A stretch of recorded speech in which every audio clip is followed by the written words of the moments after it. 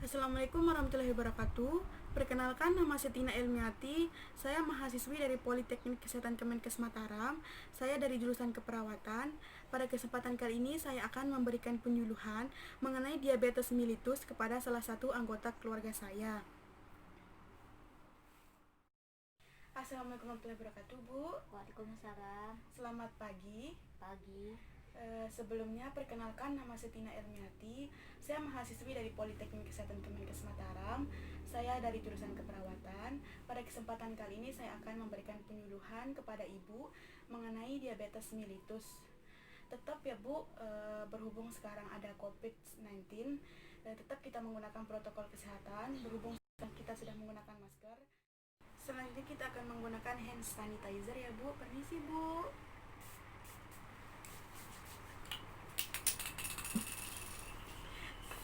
Sebelumnya, apakah Ibu sudah tahu apa itu diabetes mellitus, Bu? Kurang tahu. Baiklah, saya akan menjelaskan apa itu diabetes mellitus. Jadi yang dimaksud dengan diabetes mellitus itu adalah suatu penyakit di mana kadar glukosa di dalam darah itu tinggi karena tubuh tidak dapat menghasilkan atau menggunakan insulin secara efektif.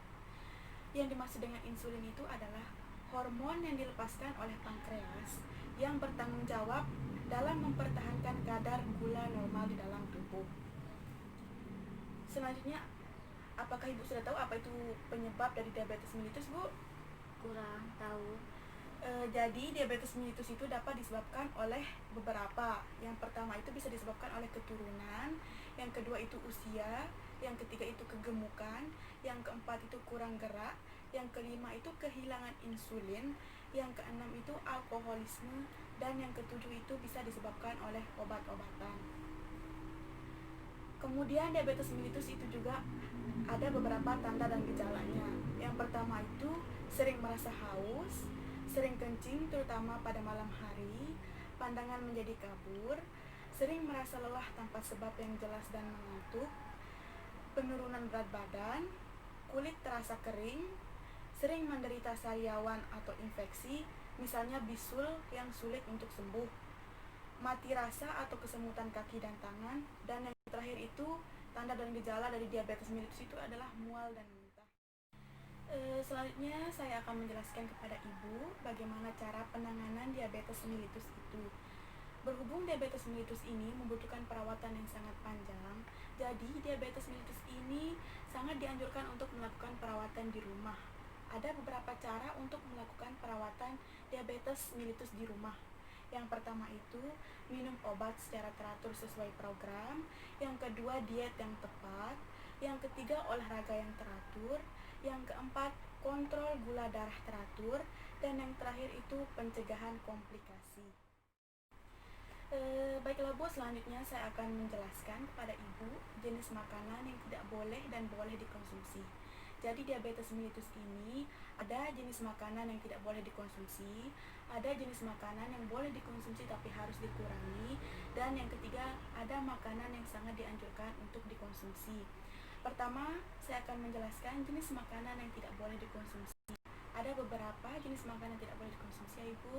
Yang pertama itu manisan buah, yang kedua gula pasir, yang ketiga susu kental manis, yang keempat madu, yang kelima abon, yang keenam kecap, yang ketujuh sirup, dan yang terakhir itu Ibu tidak boleh mengkonsumsi es krim karena kadar gula darahnya itu sangat tinggi ya Bu. Selanjutnya jenis makanan yang boleh dikonsumsi tapi harus dibatasi. Yang pertama itu nasi, yang kedua singkong, yang ketiga roti, yang keempat telur, yang kelima tahu, yang keenam tempe, yang ketujuh kacang hijau, yang keenam kacang tanah, dan yang terakhir itu ikan. Selanjutnya Ibu, di sini ada jenis makanan yang dianjurkan untuk dimakan oleh penderita diabetes. Yang pertama itu kol, yang kedua tomat, yang ketiga itu kangkung, yang keempat bayam, yang kelima kacang panjang, yang keenam pepaya, yang ketujuh jeruk, yang kedelapan pisang, dan yang kesembilan itu labu siam.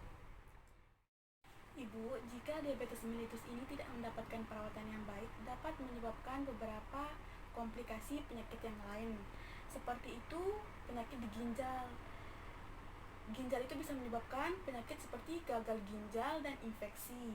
Kemudian di jantung, penyakit yang disebabkan di jantung itu ada hipertensi dan gagal jantung. Kemudian di mata, mata itu bisa menyebabkan penyakit seperti glaukoma, katarak, dan retinopati. Kemudian di saraf, yang di saraf itu bisa menyebabkan penyakit seperti neuropati dan mati rasa. Kemudian pada kulit bisa menyebabkan penyakit seperti luka lama dan gangren. Kemudian hipoglikemi dan ketoasidosis. Kemudian pada diabetes ini juga ibu bisa komplikasinya itu bisa dicegah dengan beberapa cara. Yang pertama itu bisa dilakukan dengan diet yang benar. Yang kedua itu minum obat yang teratur. Yang keempat, kontrol gula darah teratur. Kemudian olahraga. Adapun olahraga yang bisa dilakukan seperti jalan kaki, senam, sepeda santai, dan yang lain-lain ya Bu. Kemudian bila saat ibu beraktivitas, kemudian ibu pusing, keringat dingin, maka ibu cepat-cepat untuk minum teh manis. Kemudian mencegah kulit terluka. Caranya itu pakai alas kaki, lingkungan rumah tidak licin, tangga undak-undaknya itu tidak terlalu tinggi ya ibu.